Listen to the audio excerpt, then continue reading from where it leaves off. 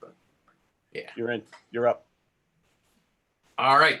So welcome, everyone. Welcome to this HMGS Roundtable session with Piers Brand and Warwick Kinrade. And we today are going to be talking about Battlegroup and NorthAG and NOM68 and Frontline and all sorts of other great topics. So welcome, gentlemen. Hello. Hello. So Warwick, you want to start? Maybe give yourself a little bit of a introduction. Okay, well, I'm the author, designer, principal writer of Battlegroup and various other games. Yeah, so originally it was my baby, as it were. Wonderful baby it is. Piers, you want to go next? Not really, no. I don't really do that. I'm the Battlegroup janitor. Someone has to do it. Exactly. I mop out the slot bucket at the end of the end of the week. It's a nice imagery here, Piers. Yeah, I've got a lovely smelly mop. I just look after all the online people, all the people we don't really want to meet in those. Yeah, you're the customer service rep. There we go. Yeah, something like that. Yeah, with absolutely no customer service skill. That's probably why you were picked. Yeah. Hey, my box is missing. Sod off. Yeah.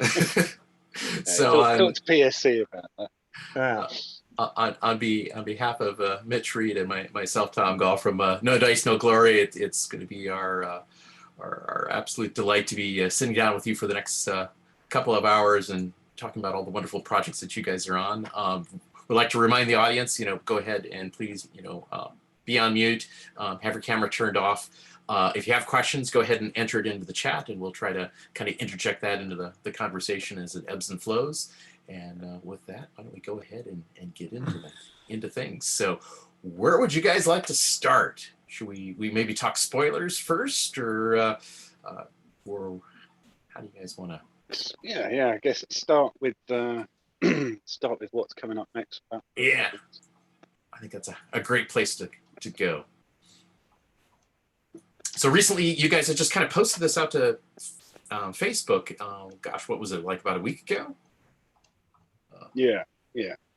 And Warwick's been going great guns with the next book. Well, I've started. Got a paragraph written? Yeah. No, he's bashed through a good few army lists in the last week, so he's been quite busy. So the first go over though, really.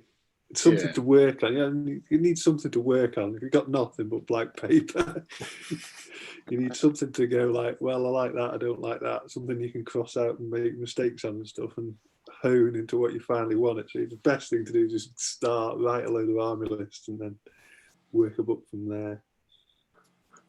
Yeah. I mean, I think the Stalingrad book, I think Warwick wants to. It's going to be in 2 parts. It's going to be like a generic 42. Yeah. Then, I mean, I don't know what he's planning for the second half. Yeah. Well, we trying to do. The idea was always to do one book for each of the years of the fighting on the Eastern Front, so 41 to 45. And we started with 40. We started in the middle because that's a sensible place always to start in 1943. And we had the 41 and 45 books, so there were obvious gaps. Well, obvious to my mind, gaps 42 and 44. So 1942. But books are never designed to just be, they're designed to cover large periods of the war as well as try to be specific. The fighting at Stalingrad is so different. You can't really do tank battles on the steppes and the fighting in the city as one subject matter. Very different things. So split the book into 2 sections. We've done it before. We did it with the Creed into Brook, didn't we? Just took the fighting out for Crete and made it a distinct section.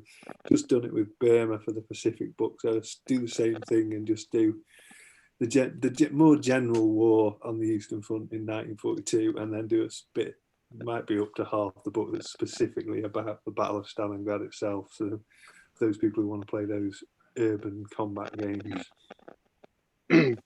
Yeah, it's kind of an expansion on the sort of the urban stuff that you put in. We'll put a bit more detail into that stuff, basically, a bit more detail into that stuff, and it allows you to be very specific with the army list, so you can do stuff that,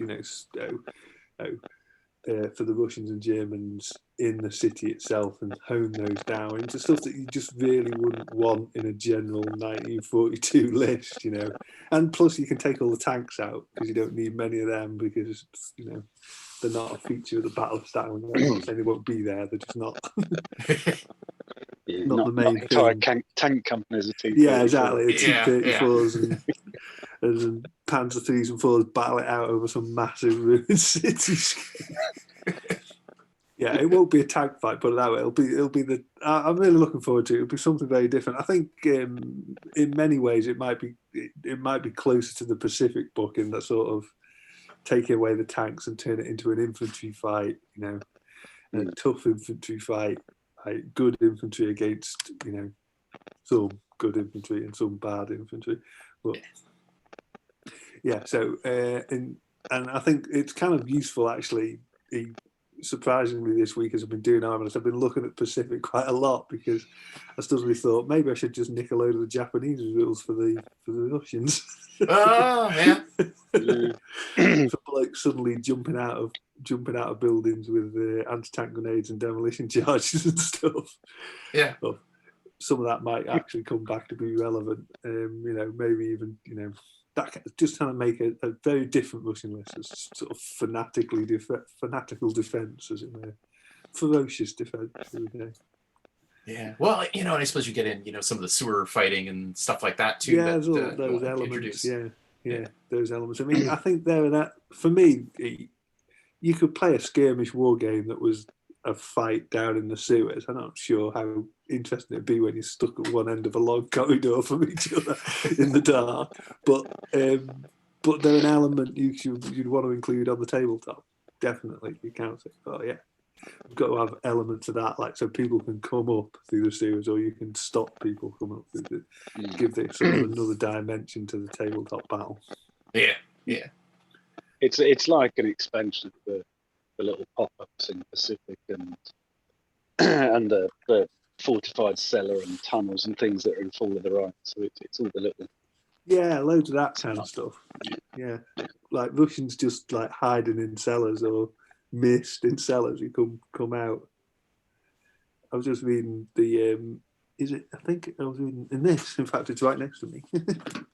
so my son's reading. It's backwards, but you can get it. About two Russians who ended up stuck in a cellar with the Germans above them for days. Oh my gosh! But the Germans never came down, so they just hid in the dark. But when the Russians counterattacked, of course, they just came running out to surprise the hell out of a few Germans, and everyone went, shit. Yeah. Where did that two come from? So yeah, elements like that really. What I'd kind of like it to be is to prevent this kind of line up and fight element, which is something again that I tried to move away from Pacific, where stuff just starts happening over the board. People come out, so it's all a bit more of a mess. You don't end up with this sort of front line thinking, there's snipers hidden around, or there's leftover units and remnants of units and stuff that can just come crawling out of the woodwork, surprising people. Yeah, and that room to room, building to building nature, and there was sort of 4-story warehouses that were sort of Germans, Russians held by them. So I think we'll need to look at doing some rules for how you occupy buildings, or you can end up with both of you in buildings, things like that. That's really going to be the heart of those urban combat rules. Is sort of at the moment they're quite. It's quite a simplified way, and I think there's probably a bit of space for some more detail in there where you can kind of have people on one level and then people on the level underneath. And actually, it might be quite hard for them to do much damage to each other because effectively you're divided by the stairway, aren't you? So, but without it getting so complicated, because so complicated that you can end up with like trying to desperately keep track of who's in which building and where, you know. Although I think actually, to try to get the character of the gamers, it might be worth thinking about reducing the overall board size, because city fights do, much like they do in reality, they do just take it. I find they just fill it with troops. It's like, where have everybody gone? Because they've all gone in buildings. They don't really see many troops and stuff. I mean, I think most of the urban battles that we did for Fall of the Right were on a 4x4. I think. Yeah. I think that because it's close quarters combat, it sort of fits, doesn't it? It sort of feels like you shouldn't. I was thinking about like it's like deployment zones that can be quite close to each other from turn one, so that you just can't avoid. There's none of that sort of build up to battle, as it were, that moving forwards and stuff. It's kind of like go turn one. Yeah. As long as it's not overwhelming for one side, it's a bit careful. One side doesn't have such an advantage that they just jump the other one. I haven't even had a go yet. Yeah. We're already starting to get a bunch of questions. Okay. I'm going to ask them in no particular order. One of them, don't answer this one just yet, but right away, when's the ETA of NOM 68? From George. Oh. George, you got to lube it up first. You can't just jam it right in, man. Yeah, we'll get there. We'll get there, because I cut and pasted what they sent me when I put up the announcement, and people are like, "What's this NOM 68?" I go, I didn't even notice that, but I guess we'll find out. So let's see what we have here from Nick. Will the Italy book contain some more detailed river crossing rules, like Rapidio and Sangro, etc.? Oh. Well, I suppose it moves quite on. The book after Stalingrad is going to be it, isn't it? I think that's the plan, isn't it? Yeah, it is. It's unlikely to be able to be a big hardback book, though. Although I think there's plenty of material in there if we wanted to do one like that. But to be honest, I really haven't thought about Italy that much at the moment. You're all rushing ahead of me. I can't. I've got like, I'm just getting into Stalingrad stuff, and that's going to take up the next few months. So, all right, I'll find something easier to answer. I think it'll certainly, it'll have Sicily and the mainland, and it'll probably be. I'm guessing it'll probably be more a book of lists and list editions, depending. And now, this is presuming we work on the basis that it's going to be a softback. Yeah. Rather than it might be quite hard to cover Italy in a softback book to do all of Italy sort of justice. It might, because I mean, obviously, if we're going to move all the way through 43, 44, 45, there's no awful lot to cover there. That's a lot of material. We won't be able to. Yeah, I mean, I've been wondering if it needs to be a hardback, because even just in the terms of the lists that I'd like to you'd like to put in. You start running into a lot of pages just in lists. Yeah. And then of course mountain units. Yeah, and I always sort of envisioned it as the theatre of mountain warfare, effectively. And I don't know, there's a lot of fighting that is in the hills, but characteristic of it will be sort of I guess crossing rivers and fighting up and down hills. It's another sort of infantry focused. Infantry-centric book with tanks as supporting the infantry rather than a sort of a big tank fest. It'll be back into putting the focus back on the infantry and terrain as well, I suppose, because it's not there's like the river crossings or tone all that sort of stuff. There's be a lot more of a focus on terrain. Difficult to imagine how you can do fighting up mountainside, isn't it, really? I'm not sure I've ever seen anybody do a war game and fighting up a mountainside that looked anything like a mountain. Fundamental problem is that your men no longer stand up anymore. It doesn't look good on a table unless you could build an actual mountain And that's a lot of pink foam, man. So I'm not doing it. That's That's Yeah, a but- I thought it was more of a sort of part of a mountain side, I was imagining. Yeah. So But, we got some. That could be done. So it seems like a lot of people like the Pacific. So any chance for a fall Malaya softback or just a plain Pacific early war book? I think it's definitely a possibility when we look at the future books. It's an obvious gap in the war that we've not covered. So it'll be PSC's call ultimately what books they want us to do. But early war Pacific is an obvious gap. So I would say yes, a possibility to do that stuff. I mean, I don't think it's a massively covered or well played area of World War II wargaming anyway. It's sorely missing. It is missing. Yeah. Yeah. So yeah, obviously there's material there. We're at the stage of Battlegroup now where we're sort of looking around at the gaps to fill. And they seem fairly obvious to me. Well, they should do probably. I think from talking to PSC the other day, I think their focus is to kind of once Warwick has done the sort of the 4 books that kind of have always been the plan to do the Rex. I think they want to look at a lot more sort of drop-in softbacks, like sort of campaigns and sort of historical refights, and also those sort of smaller books for smaller theatres, which I think they're pretty keen on something like Early War Pacific and things like the Wind War and stuff like that. Yeah. But as Warwick says, it is as you go more niche in a niche, it becomes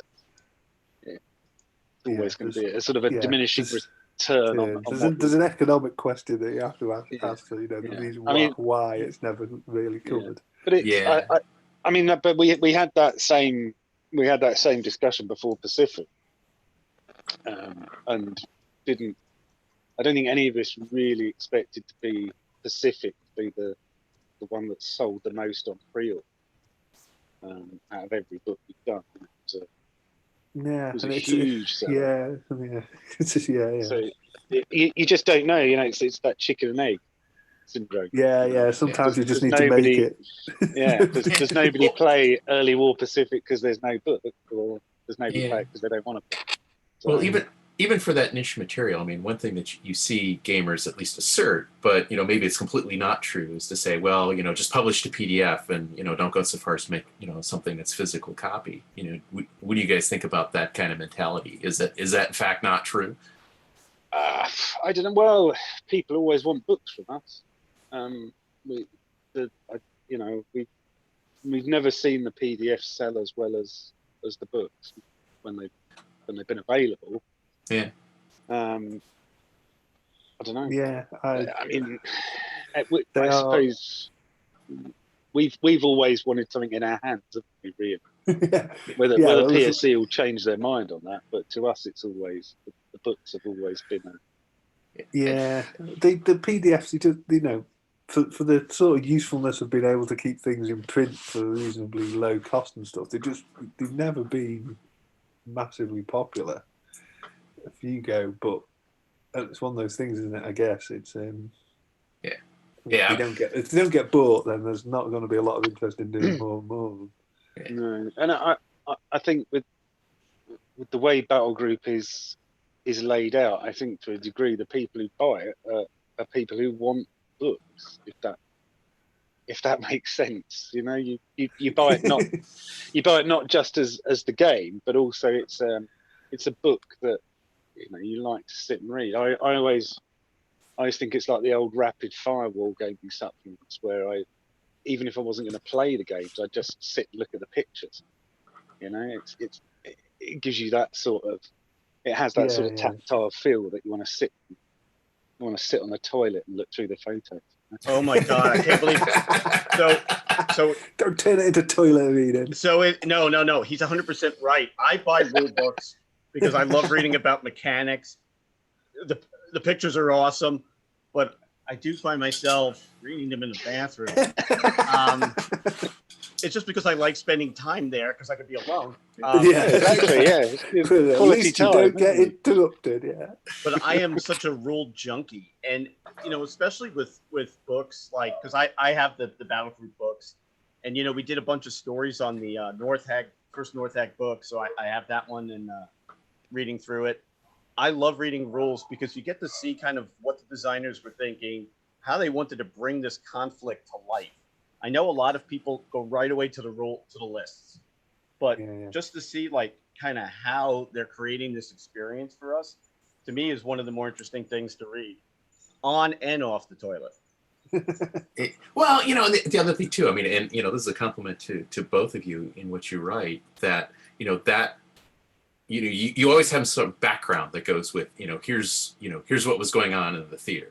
And then, then you go into, the rule specific stuff and the lists and all that kind of good stuff. But what I really like about that is, I mean, I can hand this to my teenage son and then go, well, wait a minute, there's got to be some other books that dive into something like this that is deeper than, the material that's there. But it adds, as a great introduction that then, other people can dive off into deeper books and kind of light that fire of. It's I always figured that we should at least cover what we were expecting people to be, the games that people are expecting people to play. That there should be some historical context to all this, as it were. In that, and a lot of people already know it, and it's it's kind of superfluous, but it's not for me, because when I play, then there's the kind of stuff I want to know. It's like, right, okay, what are we doing? What's happening here? The wider context of the war or whatever. And then you can sort of go, that's the sort of broad canvas, and then you can sort of narrow it down until you end up on this 6x4 bit of battlefield somewhere in the world, But without that wider context, it's just, to me, it just feels like, well, this what are we doing? Who is this? Why? Why, where, when? Which is, a lot of the reason why Battlegroup is broken down into the way it is, why it's over all those books, why it's trying to avoid being a generic set of World War II war games rules, that it wants to cover the war in a very sort of specific ways. Yeah, it's and also it's a historical game, so if you don't upfront present that history, I think it shows what you're trying to achieve with the game. Exactly. I'm only sort of interested in the historical war game. I said, hang on, I just managed to unplug my computer. Oops. What happened? Well, and what I think is most amazing about this, and we were sort of talking about this at the earlier session with some of the other coworkers at PSC, where we were mentioning that the community that's in and around Battlegroup, you don't hear any carping about oh, this historical inaccuracy or this little detail got left out. I mean, instead these wonderful exchanges of, oh wow, here's a picture of what's going on in this particular area. I mean, it's a lot more jovial kind of a community, I think, because it's so more richly steeped in the history. I think. Yeah. I mean, I suppose it's also a game that's it's a game that's meant to be played for fun. It's not a tournament game, I suppose. So you don't have that. You don't have that sort of cutthroat list building mentality in people, really.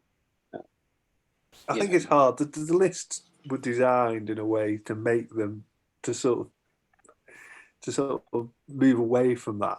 I mean, I've written a lot of army lists and stuff for games that were tournament orientated or wanted that kind of balance, and this is kind of designed specifically to move away from that mentality, to sort of go like, you know what, you can just do this and it can still be great fun.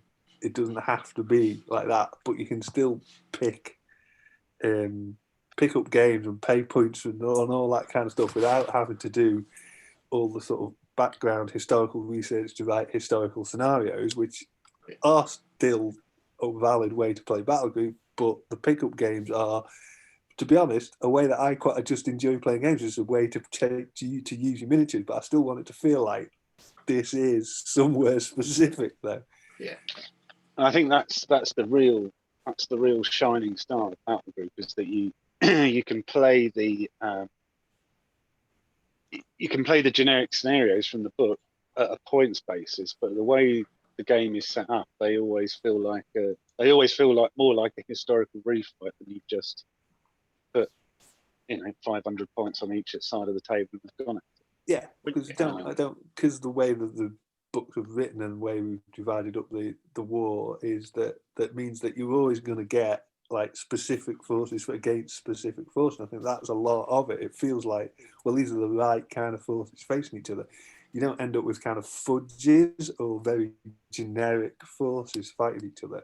There's always interesting units or specific units or things, so to line up against each other. And because we've given ourselves the space to do that, because we're going to spend 10 years and write all of these books, I mean, we're not alone in that. I don't claim that to be the only ones doing that. But I do think it helps a lot to make it feel like, this is the theatre we're playing, and a battle in early war desert feels very different to a battle on the Eastern Front, feels very different to a battle in Hungary in 1945. Yeah. Well, and in Hungary 45, I mean, you create very well that, those final, months of desperation, of trying to, match the Soviet army. And it's hard. Was that something that you guys did on purpose when it comes to designing the game? A lot of tournament scenes for games really ruin it, where they're not having fun. Your games are really made for the narrative play. Was that something you kind of wanted to stay away from that crowd? Definitely. Yeah. Well, yeah. Obviously, like I had quite a lot of experience with that, with writing for 40K. For years, that was the sort of the driving ethos behind it, as it were, was always seemed to be driven by what was going to happen in tournament play or what was going to happen competitively when people started to play competitively. And to me, it just seemed to take away a lot of the interesting background, a lot of the interesting things that you could just either you couldn't do or were just highly restricted or were just a waste of time now, because you'd sort of narrowed your focus down to what you're doing to this one specific way of playing the game. And for me, it was always kind of like, but hence we ended up writing Imperial Armour books that had specific background and specific armorers that had nothing to do with the 40K tournament scene. And that was partly me rather go like, why do we have to play like this? We could do something else that was sort of more characterful, and to be honest, and I just, it's just the way that I like to play war games, so it just comes through in everything I write. I just, maybe one day I'll have to sit down and just write like a hard tournament set of rules. I don't know how to do it. I wouldn't know how to do it. How would we do it? I don't know how it would work. Yeah, everybody's saying, please no, please no. But please no is the first comment that just popped up. Really? Yes. Well, I noticed with historical games, say never. You get these folks that just like competition, and the history doesn't mean, like, one of the better Flames of War players I know likes the Churchill because it plays well in the game, but he doesn't know anything about its context in the war. Yeah, they don't. And I think this brings up an interesting question that somebody just asked, because it's more of a, why is it designed the way that it is? But I think let's go through the question, because I think you guys are going to have a great answer for it. It says, okay, so this is George. He says, in Battlegroup Tobruk, why are 3 Matildas 27 points apiece, and the Italian crappy M1340s or 41s or so are 41 or so points apiece? Right. Oh, it makes me want to go and get my Tobruk book. It could, of course, just be a mistake. No. Come on. We'll give it that. Yeah. Hang on, I'll have a look for a copy of Tobruk. Yeah, I was about to say, my Tobruk copy is upstairs because I'm reading it right now. But what you'll find is that the points calculator that I have, which is only very general, values firepower probably more than armor. Yeah, probably. So guns and machine guns cost more points than armor. So if you've got multiple machine guns and probably a better gun, then that will push the points value up over I'd say it what is, the Matilda's one advantage, which is its armor values. And part of that is because because tank mounted machine guns in this game are good. They do a lot of the work, deliberately so, because I always felt in World War II rules that I played before that the tank machine guns were largely ignored when in fact they are two machine guns or one machine gun. And do a lot of the work for the tank, for the tank and tank crew anyway. They're there for a reason. Yeah, it's those two MGs it's got and that better gun. It's got a better gun and two machine guns, and it's probably faster, isn't it? Yeah, I mean, it might be marginal. So there you go. It's not all round. Everyone would go, oh, but the Matilda 2 is a great tank. Well, the Matilda 2 is a good tank as long as you're sitting inside it, but it has distinct disadvantages. Yeah. Well, and let me ask you this: is part of what you're putting into the points a representation of how how available that particular unit was in that particular theater at the time? I definitely tinker with points based on how I would like many I think should be in the game. Yeah. So that's why the Stern Tiger is an absolutely useless tank in the game, and also costs a massive amount of points. So it's like, if you take this, you're an idiot. Is what the Stern Tiger says. Specifically, and actually this came up while I was doing those Stalingrad lists this week, is that if I think a tank should be fairly common in the game, then I'd usually give it something of a points break. So T-34s are probably worth slightly more in points values than they actually pay for them in the game. But just because I think Russian players' go-to tank should be the T-34, so go for the T-34. We'll see more of them in the games, and it will feel more like an Eastern Front game than if your go-to tank is something else. That said, I don't go mad with that. It's only tinkering around the edges, but it's just to sort of push it gently, push it in that direction rather than to go wholesale on. I think the other, and it's why people find that in one book a tank might be X points, and in another book it might be something else. Yeah, because it was never standalone. All books are ring fence. You're just supposed to play that book, and that's it. There isn't really supposed to be. There are some exceptions when the lists are so close together it would be pointless publishing another one. I don't just want to publish a repeat army list, etc. But you're supposed to just fight within that ring-fenced book. So it really doesn't, points value doesn't matter. And that said, points values in Battlegroup are not important because I deliberately moved away from it being a points-based game. The points will get you in the ballpark, but the game is balanced on battle rating. So battle rating BR, which is a scale of 1 to 5 or 0 to 5, which is very hard to get wrong, is what ultimately decides battles. So as you've got two forces which are reasonably roughly equal in battle rating, then you should be a reasonably balanced game. Points values might be out. Most people first play those equal points values games, and I do as well. But if you spend a lot of points on things that don't bring any points value, then you're not taking a particularly well-balanced force.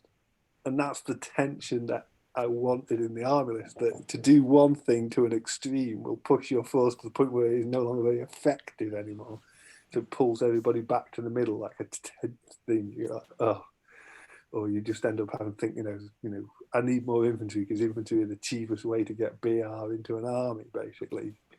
So even though, you'd want more tanks, actually probably efficiently to buy more infantry. Hence, you've got that sort of, it's a tension like of what you buy, how many points value you spend to how much BR you buy, that you could buy a very wacky force. And people have tried, but generally they don't work that well. I'm not saying you can't win with them because they have won, but they're not great forces. They're sort of, they can lose. Yeah. So kind of turning towards, there was a recent, I think it was Piers, you had posted a questionnaire out on Facebook just a few days ago about looking for suggestions. Mm. And kind of related to that, there's a Lisa and Todd asks, have you guys ever thought about kitting out a starter pack for the complete newbie? You know, so this is rulebook, tokens, bases, you know, a couple opposing armies, that sort of thing. Has you? That would be down to the people who sell it. Okay. Yeah, All right. yeah. We, Yeah.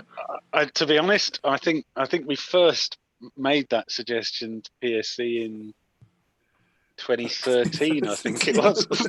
Okay. But the whole point. In fact, I think the whole reason we did the mini rulebook was to go inside an Overlord box set. I think it was. Yeah. So yeah, I mean, we've said for the last 7 years to do that. But that will be down to the sales, marketing, Yeah. etc. end of the business. Remember, like we make books, we don't sell them. Yeah, but I think it's and it's something I've brought up again with PSC in the last couple of weeks that you know that's something they need to look at is a starter set, preferably themed to a book.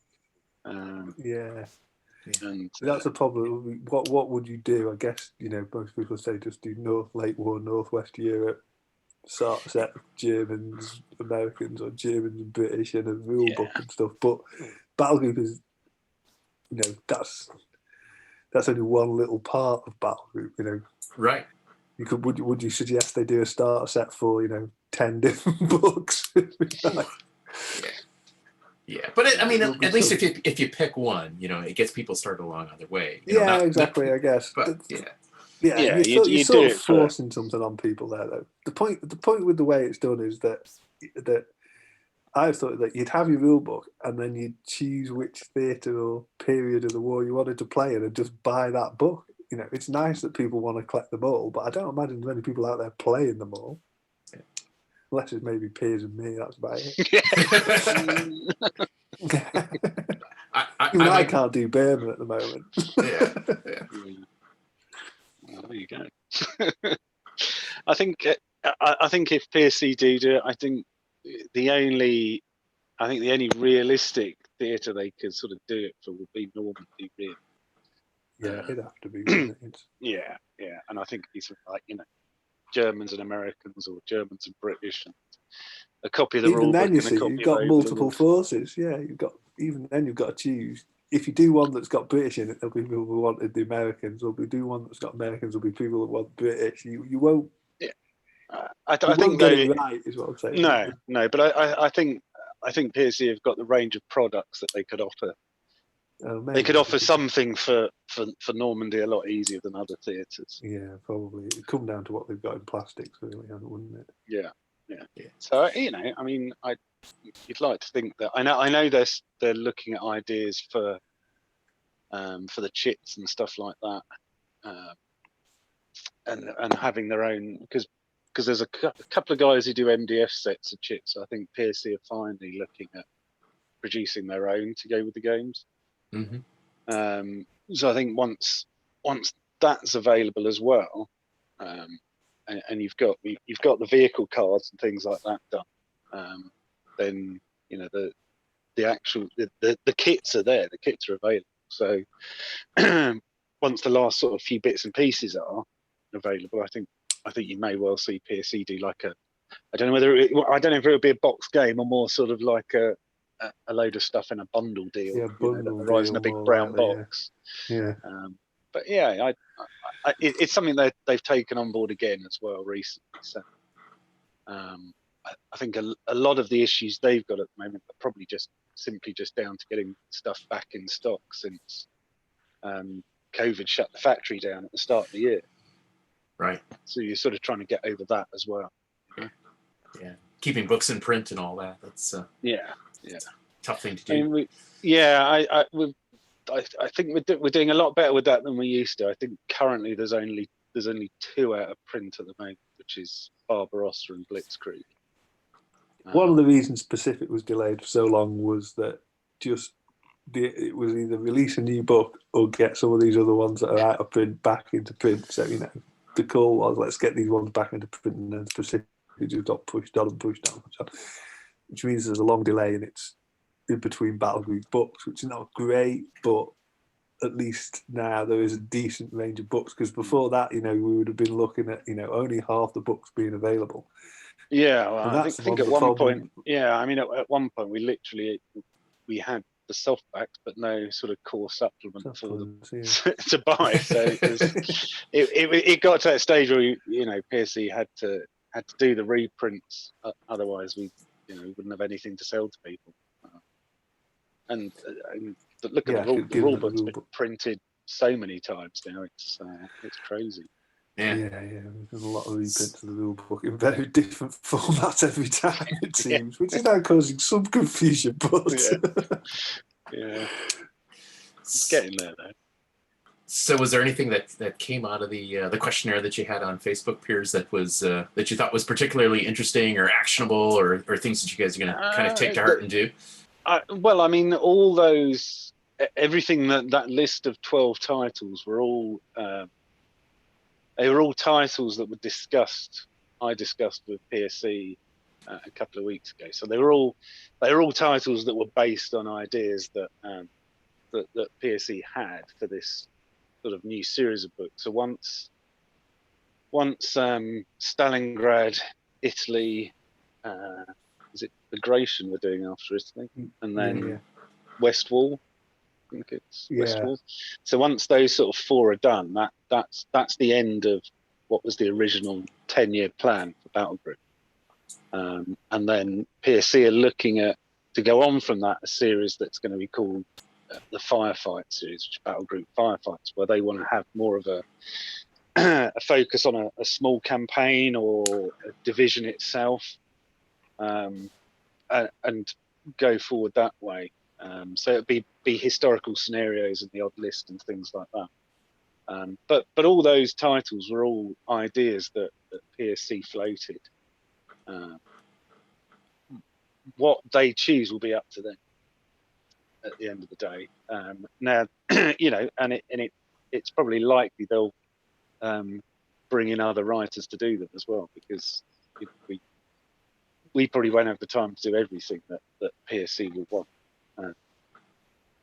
So there'll be the opportunities for other people to get involved, I'd have thought, in regards to those books, especially sort of like the refights and things like that. It's an opportunity for people to do write up their own historical refights. So because it's a means to expand what's available. And keep stuff coming out. I mean, there's other ideas for sort of softback campaign books that are lists, as I say, like Winter War, which would probably be Norway and Finland and the Soviet Union, something like that. And the Early War Pacific. After that, as we say, there's not really a lot else that we haven't covered, so it would be. You'd be going more to those historical refights that I posted up, things like the invasion of Sicily. We are inevitably going to run out of war. Yeah. Don't worry, they'll make more. Yeah. But I think PSC's idea is that we'll finish off what we started, and then allow the system to sort of grow sort of organically with other people and within its own community, because it's just the Facebook group has now just coming up to 5,000 members. So there's obviously a big pool of people there that are playing. So there's got to be some of those that. Well, I know there's at least 3 or 4 guys I've spoken to in the last couple of weeks that have an interest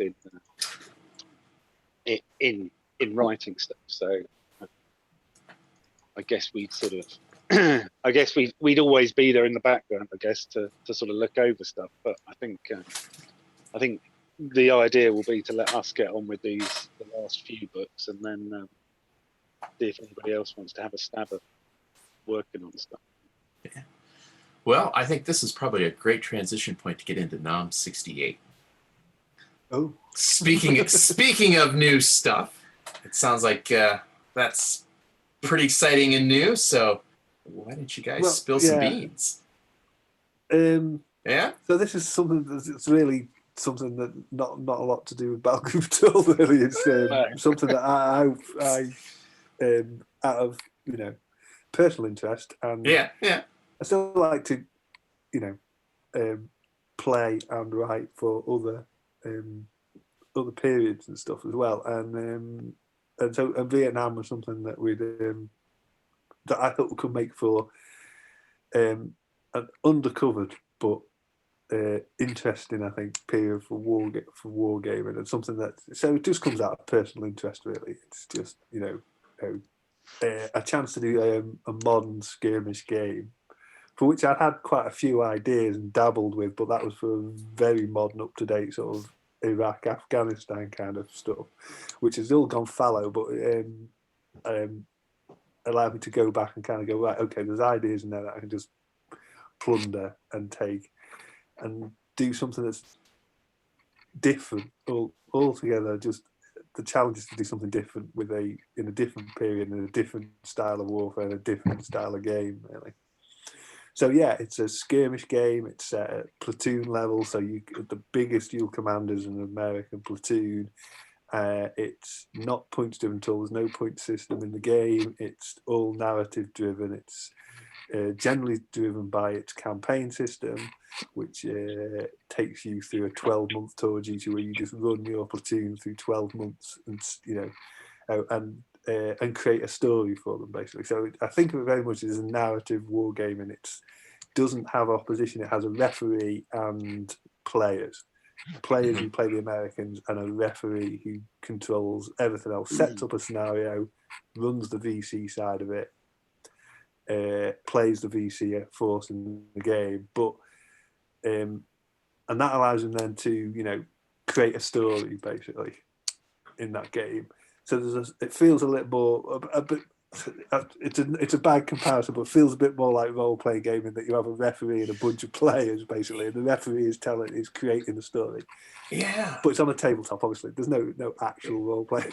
If anything, yeah, I mean, what it reminds me of the very first times I played it. Now, and I've written Vietnam rules before. I wrote Ambush Alley, the Ambush Valley stuff for AAG, and apart from being bloody annoying that Warwick first time out and wrote a better set of Vietnam rules than I did, it really reminded me of back in the 80s. We used to play these Vietnam games, and they were always umpire driven. There was always that strong sense of narrative and a role playing game. You very rarely had more than like a squad of guys.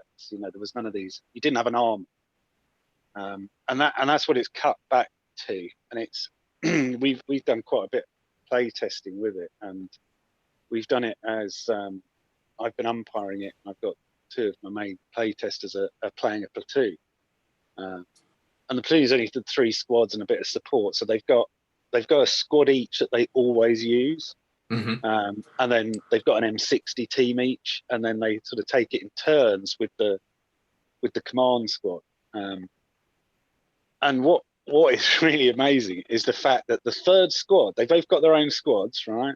There's a third squad in the platoon. Neither of them ever take it. All that squad is for, they just get used as replacements because they've got so attached. Nick the mayor. Exactly. Yeah, they've got so attached to the other squads that they won't use this crappy one. These poor guys are just doing patrols and are on the firebase all the time, and it's these other 2 squads that go all out. And what we loved about it is we're about 4 months into our campaign, tour of duty, and what's amazing is the way the after campaign sequence will fit in with what's happened in the game. So the last game we played, they got ambushed by Viet Cong really bad, got really badly shot up, and the captain spent, I think, virtually from turn 2 hiding in a ditch. He just stayed. Him and his radio operator ran into the ditch on turn 2, got pinned down. The radio operator just went for one and ran out the ditch, ran back up the hill to the rest of the Americans, ready to call in artillery support. And the officer just stayed in the ditch. He refused to come out. That happens sometimes. Yeah. And then this one of the guys, Gary's squad, he's got this Ducot, this Sergeant Ducot. His squad hit a booby trap, got really badly cut up. And then afterwards, in the after sequence, all the cars they drew just destroyed their morale. Everybody just became like really reluctant and really fed up, and it was like, this is brilliant, you know. Oh wow! we had a guy ended up going from Ducot's squad, just basically, you know, he lost it. Like it was like he broke, you know, after seeing what went on. He was sent home. And the whole squad now, the morale levels dropped, and it's all like, you know, that captain really needs to get out of that ditch in the next game. You know, he's getting fragged back in the bottom base. Like, it's just, yeah, but it's. I think what I think that's the strength of it, is what Warwick's created with that campaign. How it all narratively fits together is what really sets it apart from any other NARM game. And I've played a lot of NARM games, whether it's Body Count, Charlie Company, been through them all, and hence why I wrote Ambush Valley. And this is like playing Tour of Duty. It's like watching the TV series and playing that, and Hamburger Hill. It's all of those images. And what I loved about it was not even that we hadn't even finished the first game. But my 2 play testers just said that we'll just play this next week, and we'll play it the week after. We'll play it the week after, because they want to see what happens to their guys. You know, it literally took. It was the first. As soon as the bullets started flying, they suddenly became really attached to the guys that they were on, and to the point where I've noticed in the 4th game, the squad leaders have gone from leading from the front in the first 2 games, and now at the back. Yeah. The sergeants are suddenly like, I ain't going up there anymore. You know, it's brilliant. I have people to do that for me. Yeah. I mean, this game sounds different than not even just other NAM games, just from other games. Why do you guys go with this approach? Yeah. I think it's kind of smart. And now I'm real excited. I wanted to get away from this kind of one-on-one line them up and fight kind of war game, because I just didn't think it really suited the sort of the style of game I envisaged, the sort of the anti-insurgency nature of the war, the fact that you don't know who the enemy are, what the enemy are up to, where the enemy are. That's why at the moment there's only VC forces in it at the moment, so it's Americans versus VC. If we do expansions, then I will move to include the MVA, but it was to facilitate that, really. It was to say, right, okay, well, you know, if you're going to play with multiplayer game, then everyone's American. You know, I think it would be great, wouldn't it, if there was 3 of you playing and 1 person umpiring, and each had their own squad. I have to say though, I really like umpiring. Yeah, I enjoy it. It's not. I know a lot of people here say, "Oh, you need an umpire." It's like, no, it's not that you need an umpire. You just need another player that's just an evil bastard, and you know, is quite willing to mess the other players up. You know. Yeah. But you do feel bad. I shot one of my Viet Cong snipers, shot and killed one of their favourite blooper grenadiers in the last game, and I felt bad about it. Sorry, heartless way. Yeah, exactly. But it is fun to be the umpire, and of course, the way Warwick has it set up is there's no reason why, if you've got 3 of you can't take it in turns. You know, so 1 week one of you plays Viet Cong and the umpire, and you just take it in turns and just play through that tour of duty, each taking turns as. Yeah, you could easily rotate it round, because it's written so there is a sort of a referee's guide, as it were. It's like, you know, establish a scenario, you do this thing, this thing, this thing, this thing, this thing. You know, you run through 10 steps, and when you've written all that down, you've created your scenario.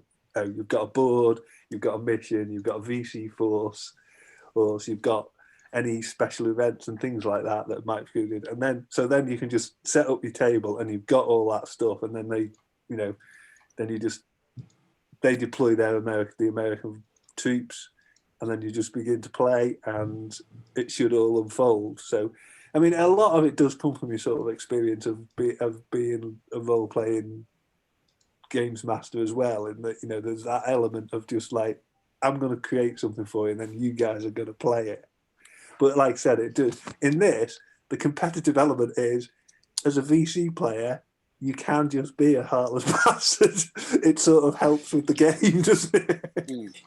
Because what's wonderful, and what's wonderful is the American players have no idea what you've got. Yeah. No, you don't. So they think we've played some games where they've come across. I remember the first game they ran into a Viet Cong command post, and they took an absolute pasting. The second game, all I actually had was one guy pretending to be a civilian with a grenade, and a spotter, and a sniper. That was it. But they absolutely plastered the place because they were convinced they were going to run into all manner of stuff, and because they don't know what they're going to come across, you can have that asymmetry, can't you? The referee, yeah. the way it thinks, it doesn't matter because it's story driven. There's no need for a fair fight here. In fact, the balance of the game should get you an interesting and exciting game for everybody to play. But you can sometimes encounter absolutely bugger all VC. There is no option for none, though, so there was no game. You will encounter something. But like that game we played with you, it's just like a mortar spotter and a guy with a pistol who ran off. Yeah. But they're brilliant. Those games are just as good fun because you don't know that's all there is. Yeah, and it's a hidden. That's the real difference. So and that's what makes it so Vietnam. Is that fear of the unknown? Yeah. I mean, you've really, sounds like, captured the fog of war and gotten rid of the 50,000-foot general who can see the whole battlefield and there's things over there because it's a concealed force. It works on a set of playing cards. The playing cards are you use them in lots of different ways, but one of the principal ways is the playing cards draw VC forces. Oh, I see. How big the game is, how many cards you're going to draw. You set the deck up beforehand depending on what is called the threat level. So if you're operating in a low threat level area, then you're only going to encounter local VC who are going to be poorly armed and poorly motivated mostly, and you can take out and you just use that part of the playing card deck. It's one particular suit. It'll be, I don't know, diamonds or whatever. It'll be them. And then there's 3 threat levels, so then you add in the other suits as you go up the threat levels until you encounter sort of the national VC force, which is, of course, better armed, better motivated, their best troops. So that you don't know. You might know what the threat level is, but you don't know what cards they've drawn and when they want to deploy.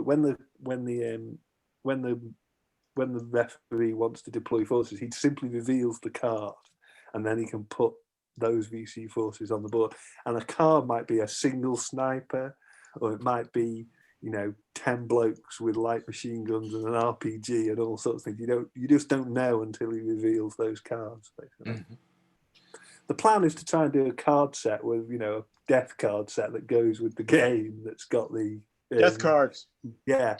With the ACAV symbol on the back. Yeah, exactly. I thought you'd be able to buy them, but apparently you can't. I was thinking we should just be able to go out and buy them, but apparently you can't. And that was one of the reasons for including playing cards in the game, because playing cards have a very have a very symbolic relationship with the Vietnam War. It was there's a place for playing cards, so that's why, rather than doing it as rolling on tables, which you could easily do with dice and stuff, I thought, you should use playing cards, because that's people. That's what they carry. You see them in their helmets and things, don't you? Yeah. So it'd be a nice it's another nod to the theme of the game, if you see what I mean. Yeah, it lets Charlie know who did this. Yeah, exactly. Yeah. Well, that's why we thought we'd just be able to go out and buy like playing cards with like a with CIDG symbol or armored cavalry symbol on the back. But no, they don't do them. Who knew that? So anyhow, I'll try. I think it's one of the things I'll look at doing when I get to publishing the game is doing the set of playing cards that are thematic as well. Cool. So do you guys have? So this is a question from the audience. Anything for helicopters? Helicopter insertions, riverine, or it's not because the way the game is focused on the infantry fight. Like you're not going to get like masses of helicopters and stuff. That most of the scenarios assume that if you're airborne or airborne insertion, that you've been inserted and then you are on foot. But of course, you can't ignore that stuff. So there are certain scenarios or certain situations that come up throughout the campaign where you might be air mobile for the next battle, in which case you are going to arrive in helicopters. There's a scenario for like a hot landing zone where you've got to come in and clear the landing zone, so you'll be deploying from helicopters. Medi-evac helicopters feature quite big because there's rules for medically evacuating your guys out, which is obviously a great benefit to you. It's not. It's a game I've tried to keep. It's not. I mean, you're trying to keep casualty things down to some kind of, I hesitate to say realistic, but something within reasonable limits, so that platoons don't blow away on one encounter. It's quite hard to kill people in the game, isn't it? You can put them down. It's quite easy to pin people and stuff, but I've deliberately made it quite difficult to just kill people outright, although obviously it does happen.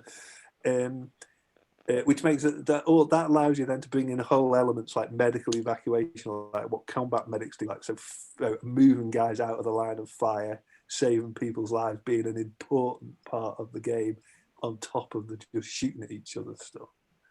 So medical evacuation helicopters are important in it, because in any game you can, if you need it, you can radio up and ask for evacuation. And then it's one of those. It's one of those few games where players in the first game do what they always do, which is leave the medic at the back. And then in the second game, you find the medics at the front. It's like up with the first squad. It's like, we're not doing that again. And it's I found in the games I played, he's a busy man. He was in our last game. So one of the questions we have from Mark, does it work for French in Indochina, and will it be surfing in the game? No options for surfboarding, but I think it would. I think the overall mechanics would work for sort of any insurgency. Now, my friend instantly, he served in Northern Ireland, and said, "Wait, could you use this for Northern Ireland?" And I was like, "Sort of, for very low-level skirmishes. I mean, it's obviously not the intensity of the fighting, but for any insurgency game in which you didn't want to know what you were facing that day." But I think it would take. You'd have to write entire new force lists for the Viet Minh for it, and you wouldn't, and you'd need a whole new force list for the French side of it as well. So the game itself, I would say the mechanics and everything would all work just fine, but it's not going to provide lists for that stuff. I mean, maybe that's something you could look at in the future. I mean, there's always supplements and extra material that you might like to think about, but you kind of have to put it on the back burner until you've actually done the game and see how it goes. I mean, I think Warwick's right. At its core, it's just a really good asymmetric warfare game, which captures something not many games have been able to, because it's willing to nail its colours to the mast and say this is umpire driven. Because you've got that umpire driven element, it allows you to actually have a game that is asymmetric without it being it is actually asymmetric, because all other games just aren't in that respect, that the players will know what's going on to a degree, whereas in this you won't. You could use it for French and Indochina quite easily, but as Warwick says, you just need new army lists, and some of the events would change and things like that. You could use it for almost any low intensity conflict. I mean, we when we played it, my lot were instantly thinking, we could use this for Russians in Afghanistan. Sure. And stuff like that. One of them wants to do Chechen war, against the Russians in the 99, 2000. So it does send you, as soon as you play it, you go off on that tangent of, right, what else can I do with this? Yeah, that was the real fundamental difference between doing it and, say, Battlegroup, in that we're just dealing with an entirely different form of warfare. This is not two armies fighting each other. This is, this is an anti-insurgency campaign. And Vietnam really is, the biggest that I can think of. There's been other large ones, but to me, the Vietnam War, that is what it is. Yes. Yeah. That said, every game isn't a tiny little firefight. There are, if you get to high threat levels and big games, some of them are just battles, more like battles, and there you can start to include things like the armored personnel carriers and tanks and stuff. So it's not that there's no place for them in it, it's just a specific place for those in it, and that you can't just choose to say, I'm going to bring a tank, because it's your junior lieutenant of a rifle company. You've got no say in that whatsoever. Yeah. All you've got is a bunch of guys. But on certain days, in certain places, when the heat is on, then there may be armoured support. So yes, there are rules for that kind of stuff in there. And what's really nice is the bookkeeping stuff, because it's the first time I've seen two players sit and argue over whether Vasquez goes to first section or second section, and they go, well, how can we fill out the fifth spot, and who's going to take the blooper, and what do we do with the shotgun? Someone needs to be the lieutenant, and someone needs to be the platoon sergeant. I Just argue over using which squad. Yeah, I've never heard of anything like this, and one of the things I've been asked is, how do you do low intensity conflict? For my day job, how do you war game that?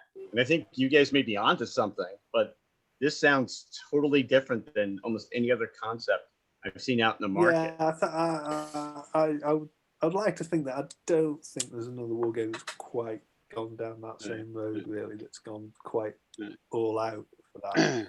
It's a bit off the wall. It might be a hit because people really like it. It's just a bit off the wall. It's not what most people would consider to be normal war game. But again, part of it comes from my experience of playing that kind of style of game in the past, like a bit like Piers has as well. You've played it, thought it was a great time, and I thought, well, why can't the rules be that rather than having to just invent it? Yeah. Provide the rules to create. Somebody just mentioned in the comments, Charlie Company, and that was a game I used to play an awful lot, and that was, it's a very good Vietnam game. It does, to a degree, does it, but it doesn't. I don't think it does it as well as this. I've just noticed there's a whole thing if you press the chat. Yeah. There's a whole stream of stuff. Technology, eh? I couldn't even turn my mic on. Yeah. So two simple things that somebody asked, but probably good to cover is what do you think the average table size is going to be, and the sweet spot for the figure scale? Well, we're using 20 mil, and Warwick's using 28 mil. I think it's pretty much either or, really. It's entirely. Don't make any odds, really. I don't think. 4x4 and 6x4, I think, is all we've used. 4x4, yeah. Yeah. Don't make games boards that I can't fit in my house. So it has to be sort of, it doesn't get much bigger than 6x6. Otherwise I can't get it in my dining room anymore. I think all of our, I think all of ours have been the biggest we've used so far as a 6x4. I mean, I played it was quite a large involved game when I did a round one for my mate, just to show him the rules and show him what I was doing with them.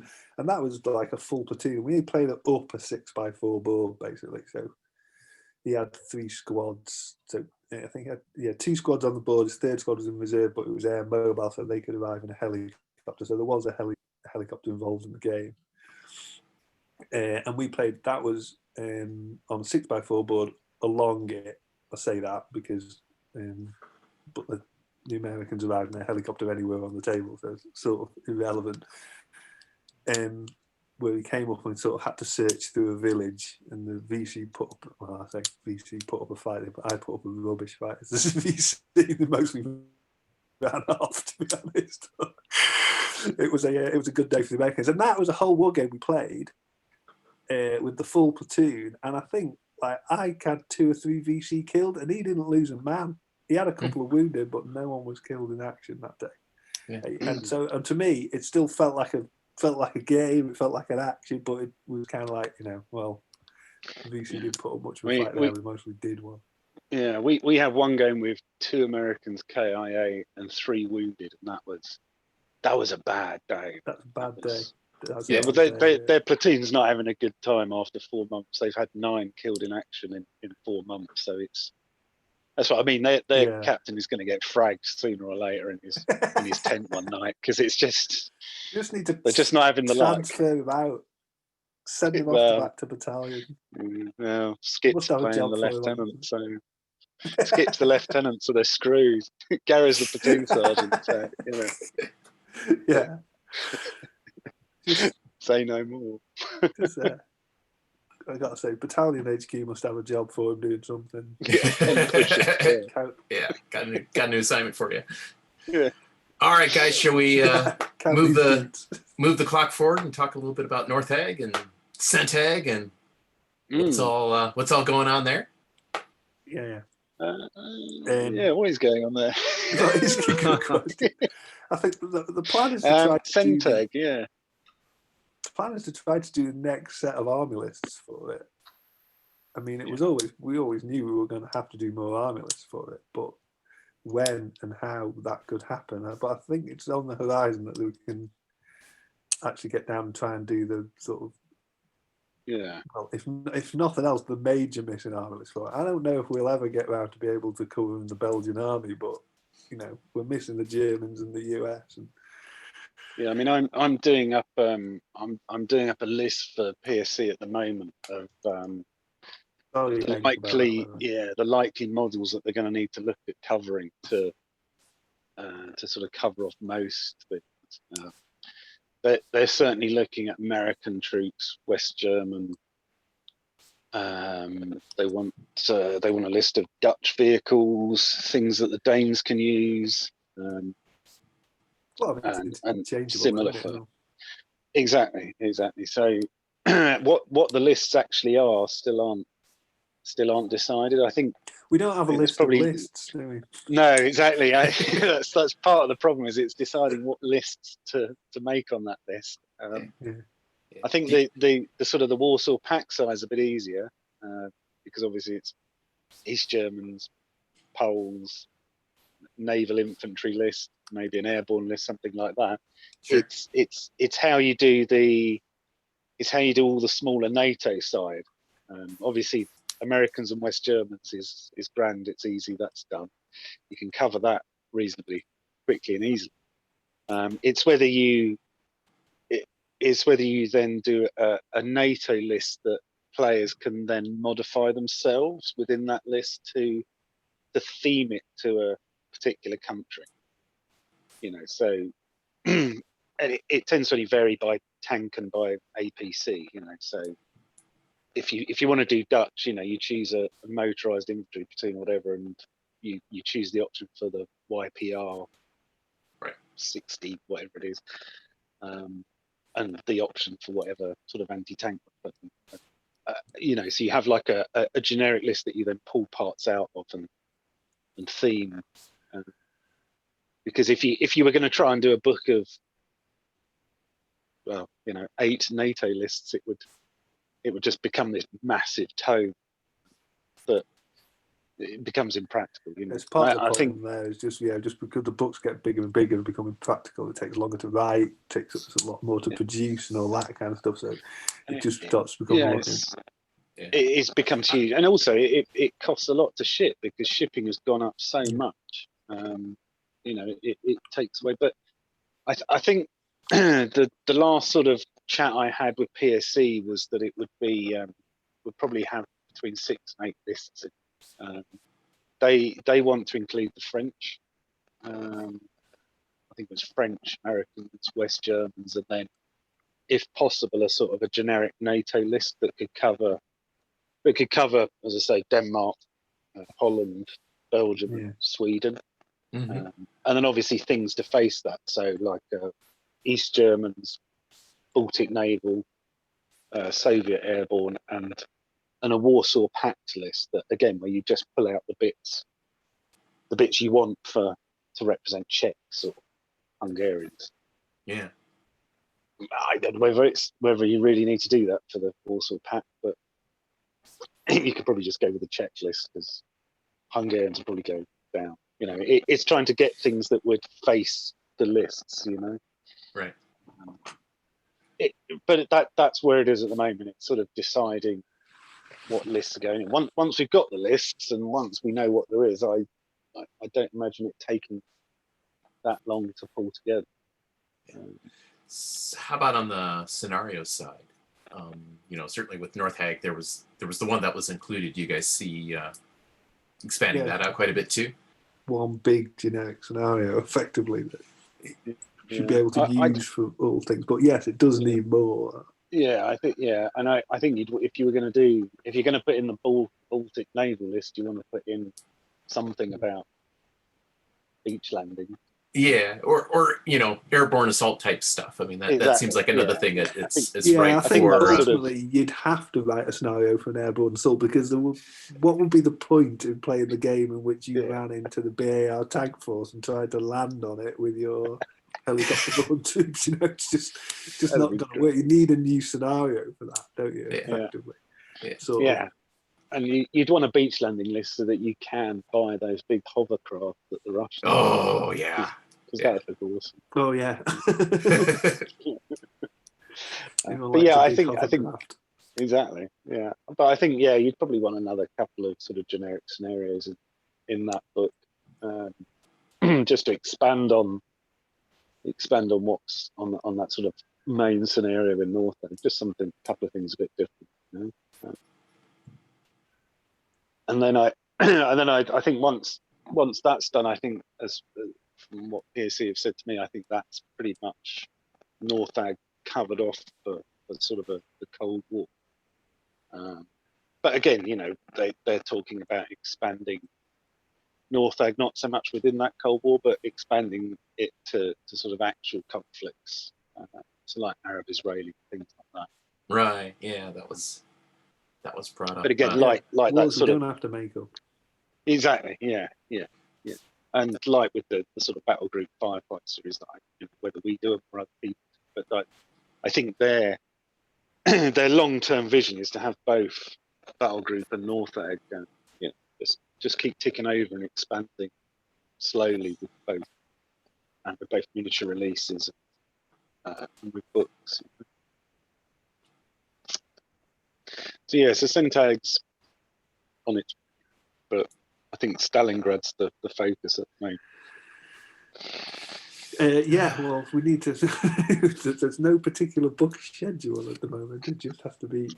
I'll work on Stalingrad, but then you might have to just drop it if Centag becomes the thing that's desperately needed next. We need to clone you guys. That's all there is to it. So, you know, have your minions that look exactly like you. You can say, okay, you guys Centag, you guys Stalingrad, okay, you guys.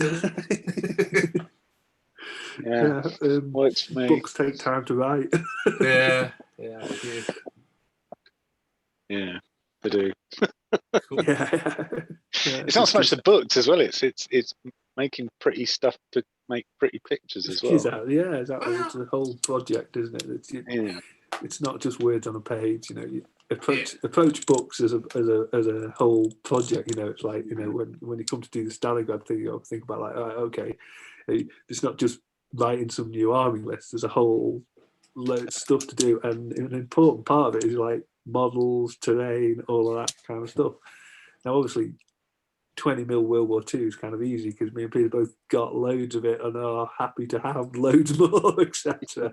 But then you come to something like Centag, and an instant hurdle is, well, I can write army lists, but what does it look like when you lay it on a page? We need some photographs and models and stuff. And Yeah. And we don't have anything at the moment. We got but- nothing. Nothing. Well, it's funny you guys mentioned that, because when when I first was playing NorthAG, I was doing it 15mm because that was the stuff I had around. I had terrain and all that kind of good stuff, and now I've been converting over to 10, and I coincided that with buying a 3D printer, and I have been just printing 3D terrain like you would not believe. It's the future. 10. Well, I don't know if it's the future or not. I mean, I think think there's. it is. Oh, it's the future, my friend. Yeah, I think it is. Of It's- buying armies and collecting models and stuff. I think it's Yeah, isn't But it? the thing is though, it's that kind of technology is still not to the point where it's walk up, press a button, and you get something Yeah. out. I mean, there's still a mentality of I got to change oil every 50 miles on some of this stuff. And Okay. that's But surely it'll just get better. yeah. Yeah. I'll be waiting until it's just press a button. Because Yeah. otherwise, mine would be in the bin in 5 minutes with my level of patience. Yeah. Yeah. It'd be So, just oh, go ahead. it's just nice to be able to mail order your army and then just go print. It's like they sort of send it to your computer and your printer rather than in a parcel in the post, isn't it? Just arrives. Yeah. You leave it overnight, and when you get up in the morning, it's your army's waiting for you. Yeah. Well, and maybe that is an opportunity for PSC to say, okay, we will make you the models, but hey, here's some STLs for doing buildings. We'll give you a gas station STL and stuff like that, and then most people, get We need to get a quicker. printer that paints the models too. Yeah. That's the far future. Yeah. Yeah. Surely you could just print them out in the right color schemes. You could That would just be awesome. Stain the resin Yeah. as it came out in the right colors. I mean, it might be beyond us yet, but I'm sure it wouldn't be beyond the wit of someone eventually to say, "Oh, you can print it out," and it's going to. Yeah, and then you'll get your colours round the wrong way and end up with green faces and flesh-coloured guns. They get entertaining, that could be. This will be at the same time that you can walk up to said device and go Earl Grey hot, and Replicator. Yeah. Okay, so another thing that we had on the agenda was Frontline, which I know nothing about. So, guys, Frontline is something I started with another couple of guys. It's a Facebook group at the moment. Okay. For World War II gamers, and it's for those with quite a historical bent. So it's posting up photos and things like that. And at the moment, it's more a community building tool, sharing painting guides and stuff like that. But the idea behind it is that it will eventually morph into, hopefully, into a set of World War II skirmish rules that I've been trying to write for donkey's years, which were coming along until PSC sort of put the gusto back into Battlegroup. So they're taking a little bit of a back seat now. But like NARM 68, it will be something that I do sort of independently, away from the PSC side of things. So there's not a great deal to say on it, other than if people join the Frontline Facebook group, it's a good little community. It's very similar to the Battlegroup one. There's a lot of the same people. It's that same sort of mentality. That the history comes first, and it's very much that sort of sharing of information and things, and trying to bring together. The idea was that there's a lot of World War II groups on Facebook for war game, but they tend to all be themed to one sort of game system. So the idea was to throw that out from the start, just let everybody post anything they want, with the emphasis being on World War II rather than a game system. The idea is that this will eventually grow into other things. Like the idea was to have some Frontline scenario books, and you'd be things like that. And the other thing we're sort of toying with an idea at the moment is for like a subscription service. So where you'd sign up and for a small monthly fee, whatever that is, we've no idea yet. But you'd get like a painting guide and a scenario by PDF to your email each month, things like that. Yeah.